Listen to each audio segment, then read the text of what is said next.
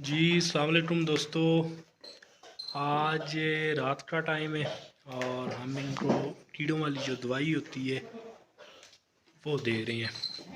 कीड़ों वाली दवाई तकरीबन हर 3 माह बाद देना ज़रूरी होती है।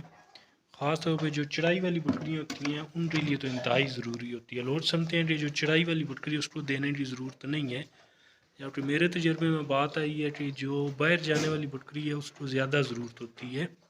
तो हमारी जो हम इधर जो अपना सेटअप है इसके अंदर भी हम करते रहते हैं इनको फीड वंडा वगैरह, और ये बकरियां हमारी बाहर भी जाती हैं। तो आज इनको तकरीबन 3 माह से ऊपर टाइम हुआ था, तो आज मैंने कहा इनको सारों को कीड़ों वाली दवाई दे दूं। कल इंशाल्लाह इनको जो इंजेक्शन है वो लगवा दूंगा। इससे ये है कि काफ़ी बेहतरी होती है मामलात में। अपना सब ख्याल रखना, आपके माल मवेशी बढ़ते रहें, तंदुरुस्त रहें और आपको फ़ायदा पहुंचाते रहें। अल्लाह हाफ़िज़।